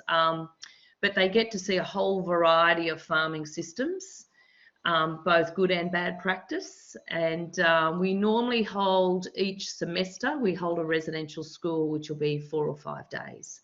But again, they're not compulsory.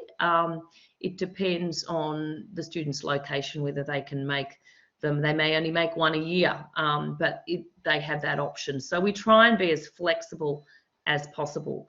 But there are tutorials, online lectures, and it's basically highly supported, but online. You don't have to be on site. It sounds like a fantastic course, and it's definitely an area where we're getting asked a lot of questions about too. And sustainability is definitely something that's being built into the industry now more and more, I think. And people are passionate about looking after the land that they the land that they live on, and the land that they produce from. Angela has also asked, is there a RPL recognition of prior learning program? Yes, look, there most definitely is, particularly in the postgrad programs, but really a lot of these, the units are so different. Yeah, you may not want to go down that path. There is also in the degree. If you've already got a science degree, or if you've already got a similar degree, then definitely, you'd be encouraged to take, to look at RPL for sure. But I must say, the approach here is to, and this is why it was called, particularly with the degree, a Bachelor of Science in Regenerative Ag, is because the science is still strong. And I think it goes one step past being just sustainable. What this course does is help students to learn how to repair landscapes. Yeah, so not just sustain them, but repair damage, past damage that has been done. Fantastic. I'm sure there are probably lots of other questions that are going to come through about the course, but we do need to keep pushing on. I'm sorry. Thank you so much for your time and for joining us. It's been great to hear about this course.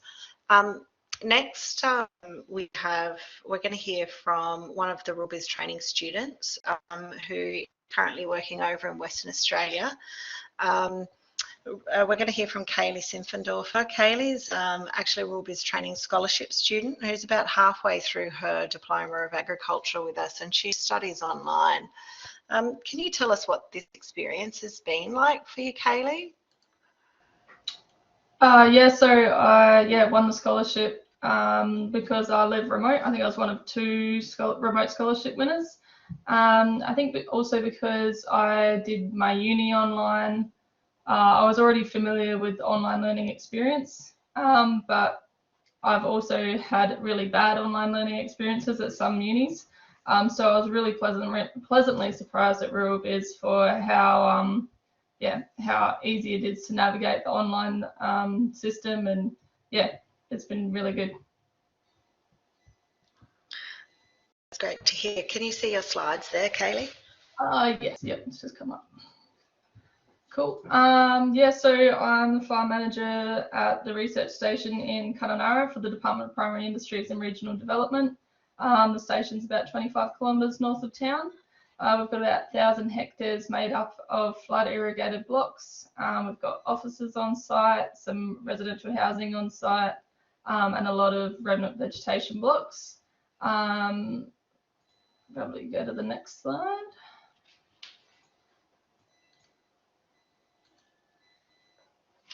So here at the station, we have two main areas, the depot office and the farm itself. So in the office, we've got 32 staff from all different areas within the Department of Primary Industries. So we've got biosecurity, researchers, people that work with pastoralists. There's heaps of different areas within the one building.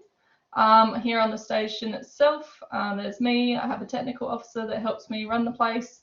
And I've got two agricultural operatives that do most of the physical labour. We work across various projects with our researchers, technical officers, and other industry partners as well. We've got a whole range of crops. I've put some pictures up of a few different crops there. This year alone, we've got cassava, cotton, hemp, maize, leucaena, mangoes, sun hemp, plantago, quinoa, safflower, sorghum, wheat, and jackfruit.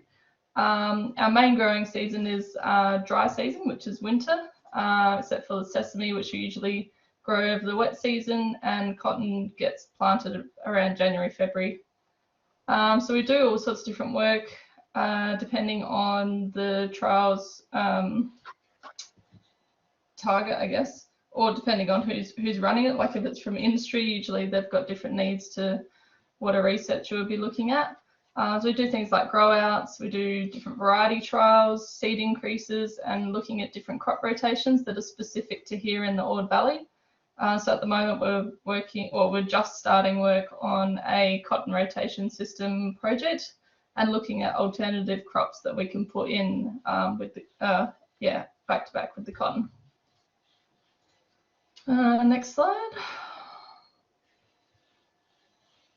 So yeah, my journey to get here was, I guess it started off typical after high school. I went straight to uni. I was living in Adelaide and I didn't really enjoy living in the city. So I moved to Broome in the north of WA. I ended up switching my uni to online and finished off my bachelor there, which I did in psychology, which has nothing to do with my work now, but well, maybe it does. But yeah, so then in Broome, I was able to get a heap of different jobs, basically got a different job every year. And it wasn't until I'd worked on a cattle station that I sort of fell in love with agriculture. And then from there, got my job that I'm in now. And then, last year, started my scholarship. So, learning with RuralBiz has really helped me in my job because everything I learn at RuralBiz, I can directly apply to my job here every day. And I've learnt more than what I would just learn on the job, but then on the job I'm learning stuff that I wouldn't necessarily learn online. So they really complement each other. That's probably about it. Thanks, Kaylie. Thanks for that little insight into your world and what you're working on at the moment. It's always great to hear from our students what they're getting up to. Kaylie, RuralBiz students can study from anywhere in Australia, basically. So I'm going to give you a little bit of an overview about vocational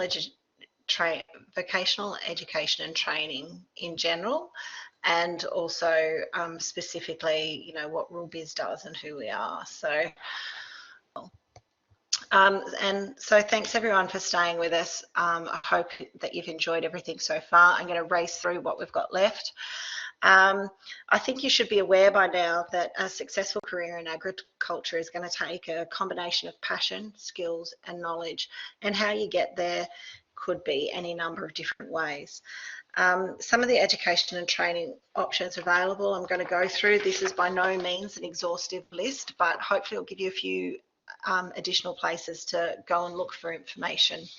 So just really quickly, this is the Australian Qualifications Framework.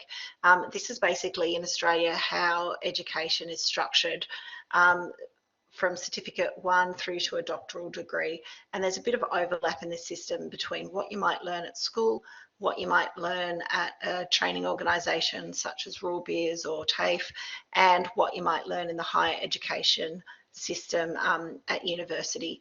So you can see in the middle there that levels 5, 6, 7, 8 overlap between the VET system and what's on offer in the higher education system. Now, what that means for you as a student is that you may be able to get credit for study you do at one level.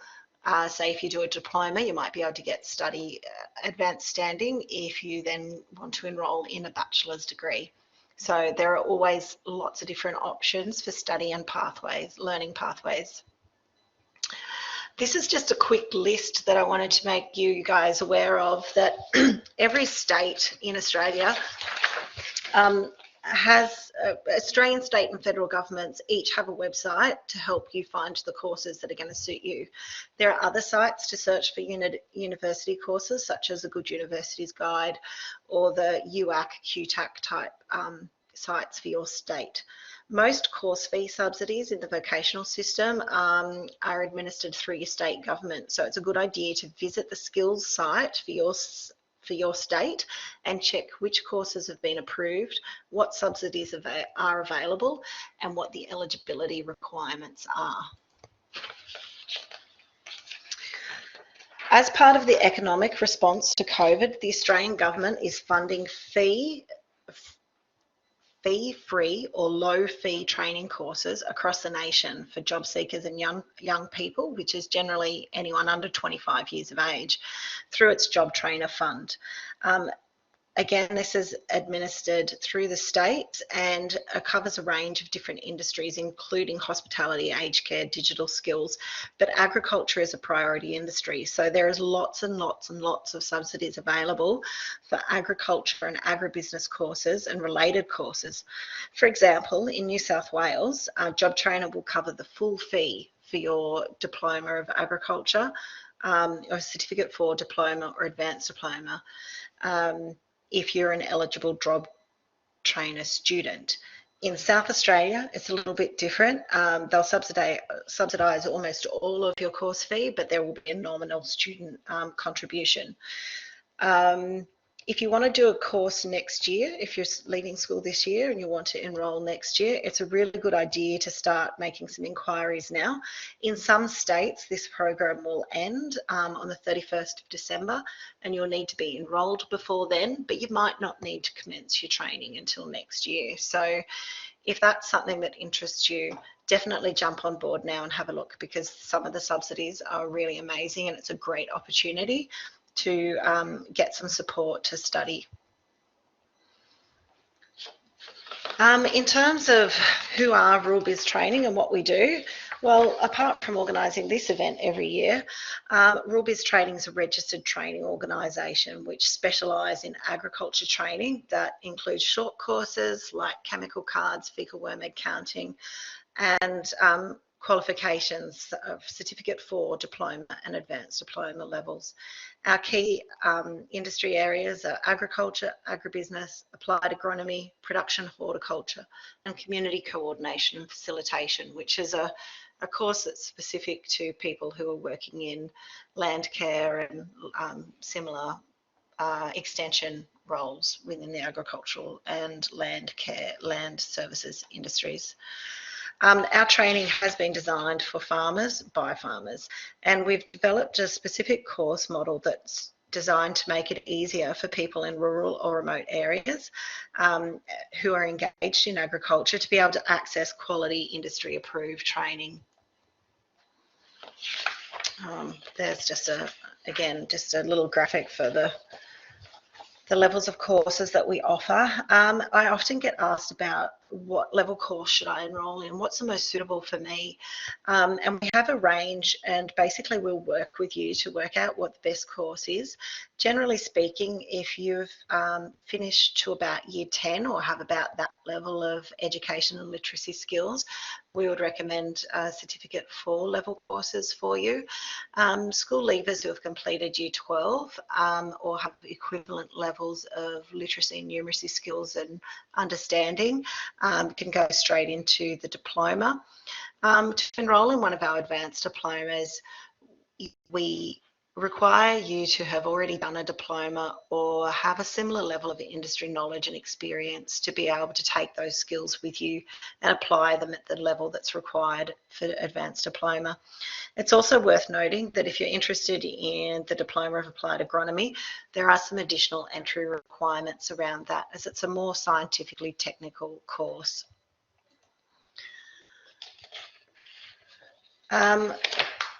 You can choose to study online or on campus. Our on-campus students, we have face-to-face lessons with qualified trainers, but most of our students are choosing flexible online study, and they base their coursework on the farm where they're working, just like Kaylie said.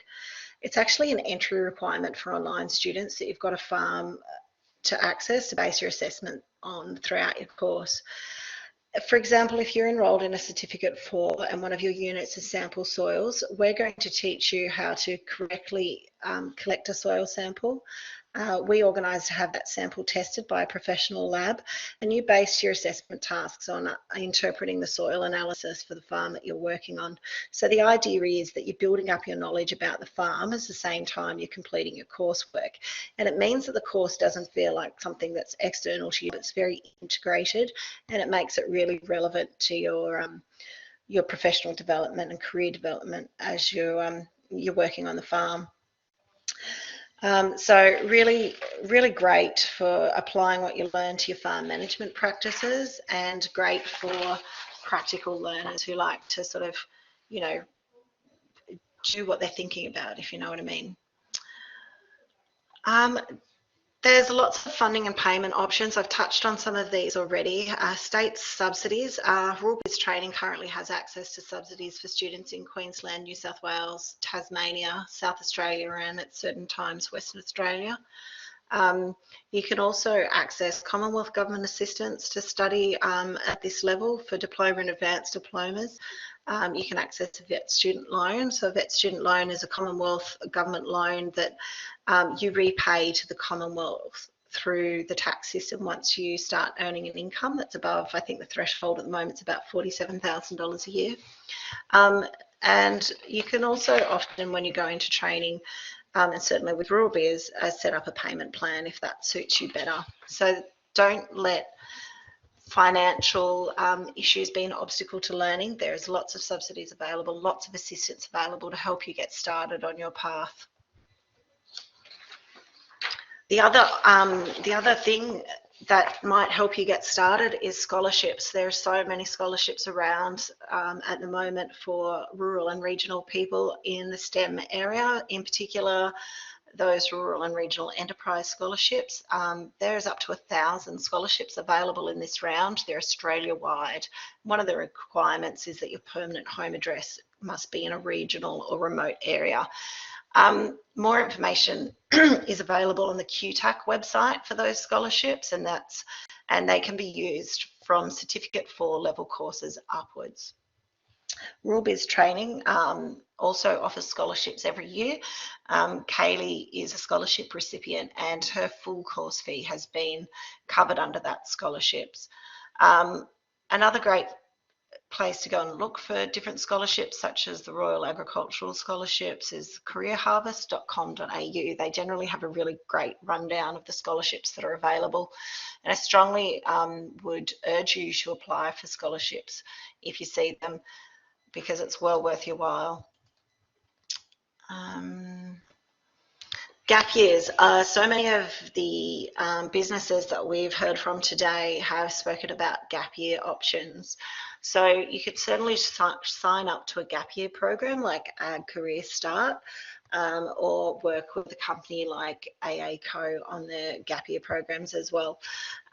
We offer, if you want to work on a family farm at home that also gets some qualifications, while you do that, you can just do your own gap year, and we'll work with you to tailor some study options that are going to fit in with your gap year. And then if you want to, you can go on to a further study down the track. Other places to go to look for gap years, traineeship, graduate programs. All of our speakers today have provided their links, and on our careers page on our website, we'll also be uploading some other industries and businesses such as Warrakirri Cropping and Aurora Dairy, and other businesses that we've worked with over the years that often have programs spots available. The other option is on those state-based sites, look out for skills brokers. Skills brokers can work with you to connect you with training that's going to help you achieve your career goals.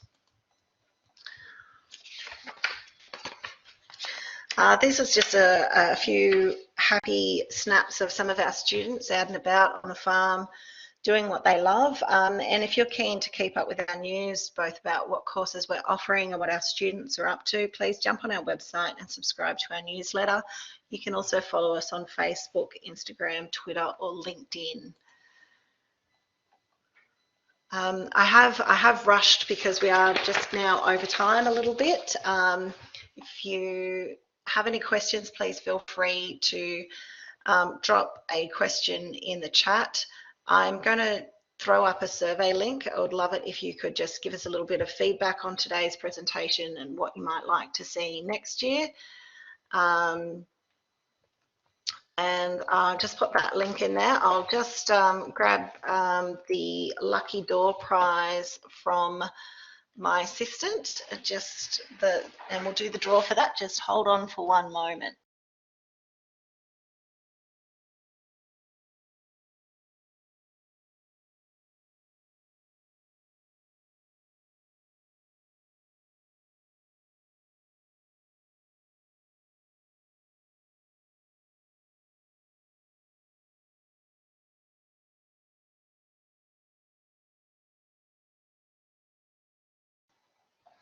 So my lovely assistant has been collecting names from the chat for all the schools that have been in attendance today and registered.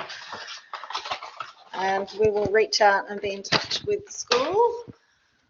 And the winner is Mount Lilydale Mercy College in Victoria. Congratulations, guys. We'll be in touch with your school to organise the lucky door prize. Thank you so much for joining us today. Thank you to all of our speakers. We've really enjoyed the presentation. I'm sorry if there hasn't been quite as much time as usual for questions and chatting, but please feel free to send through your questions and we will answer as many of those as we possibly can. The recording from today's presentation will be available. It'll be sent out in a couple of days, and then it will be uploaded on our website on the careers page where you can access it for the next year. Thank you so much for joining us today, everyone. Have a great afternoon.